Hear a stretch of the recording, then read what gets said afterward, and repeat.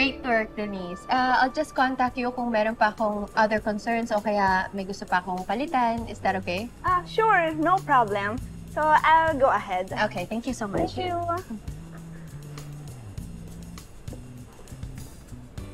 Shaira. Anong ginagawa mo dito? Kanina pa ako tawag ng tawag, hindi sumasagot.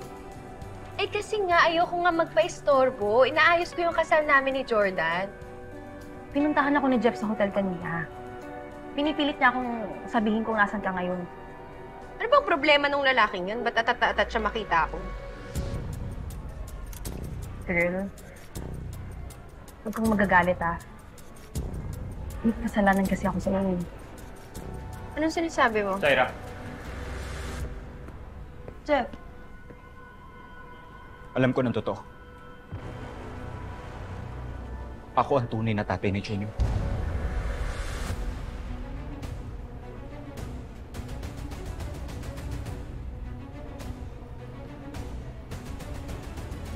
Halika nga dito. Halika dito. Mag-usap tayong dalawa. What the hell is your problem? Ha? Bakit ka sumusugod dito? And why are you making this outrageous claims about my son? Di ba nag-usap na tayo, Jeff? Pinakitaan pa nga kita ng DNA test result, di ba? Hindi ikaw ang tatay ni Junior. Talagang paninindigan mo yung kasinungalingan mo? Ha? Pangklase ka talaga? Alam mo, hindi ako makapaniwala sa'yo. Baliw na baliw ako sa'yo noon. Despite all the red flags yan sa pagkatao mo. Pinrotektahan kita, minahal kita, but I guess, wala na. Nauntog na ako. Hindi na ako magpapauto sa'yo. At kahit anong gawin mong pagtitinay, hindi mo na ako maluloko. Dahil meron akong ebidensya na ako ang ama ni Junior.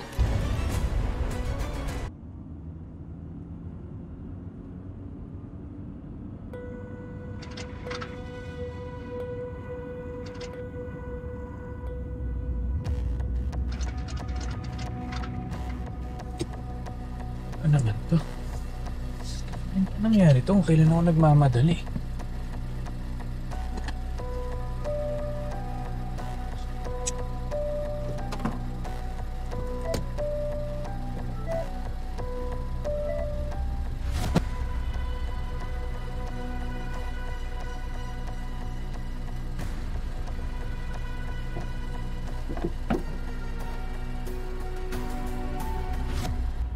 Ano? Ba't ka natahimik? Hindi ka makapaniwala na meron akong ebidensya na ako ang ama ni Junior?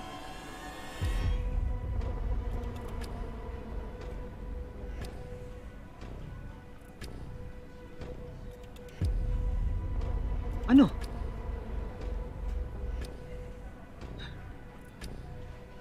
Shaira, huwag mo akong itulat sa'yo. Hindi ako sinungaling, hindi ako manipulative. Gusto mo pruweba?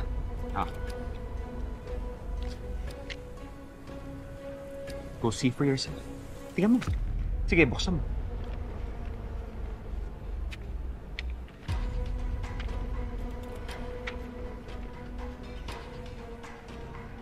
Wala na, Shaira. Booking ka na. Tapos na yan lahat ng kasinungalingan mo, lahat ng panloloko mo. Dahil yan ang conclusive at accurate proof na ako at hindi si Jordan ang ama ni Junior. Ano? Huwag mo ipapakita to kahit kanino, lalong-lalo na kay Jordan, please. Bakit? Bakit? Ha?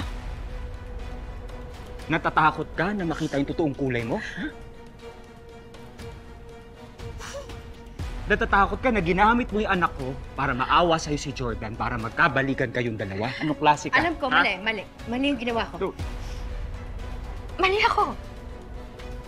Pero Jeff, desperado na ako. Yun na lang yung way para bumalik sa akin si Jordan. Ikakasal na kami. Huwag na kaming sirain. Hindi. Hindi pwede. Hindi mo ako pwedeng pagsabihan. Hindi mo ako mapipigilan sabihin yung totoo dahil may karapatan ako sa anak ko. pwede mo pa rin naman siyang mahalin at alagaan as much as you want. Pero please, isikreto na lang natin to kay Jordan. Naririnig mo ba yung sinasabi mo, Shan? Seryoso ka? I will not settle to be on the sidelines. At kahit anong mangyari, I will assert my right to my son.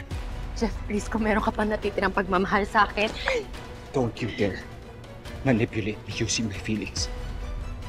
Dahil hindi ko isasakripisyo yung sarili kong anak just to please you. Wala na siya eh. Kahit anong gawin mo, hindi ako makakapa sa'yo.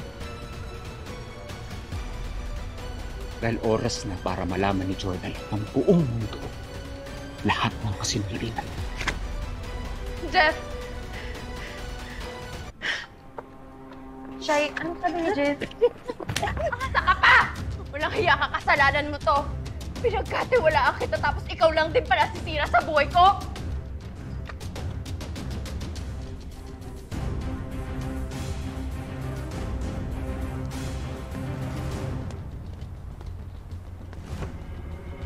Jeff? Jeff, sandali lang. Jeff, mag-usap muna tayo, Jeff. Jeff!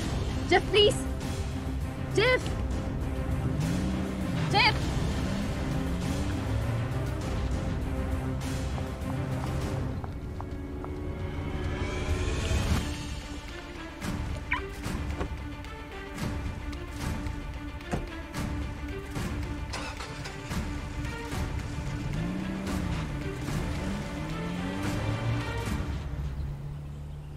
Kuya, kamusta? Matagal ba yan sa tingin mo?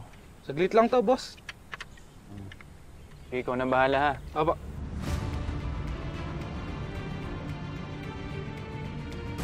Jordan, sagutin mo yung telepono mo. Kailangan ka malaman. Jordan, sumagot ka.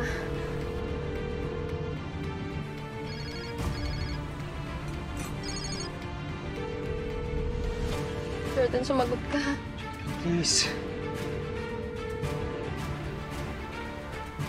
Dali, kuya. Hello?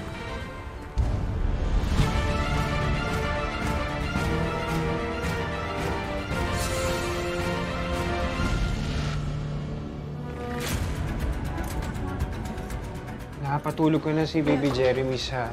Malinaw naman sa akin na tinatago mo pa yung singsingin ni Jordan. Ano bang gusto mong gawin ko? Tapon mo. Basta makalimutan mo lang si Jordan. Papatayin mo ba ako? Ha?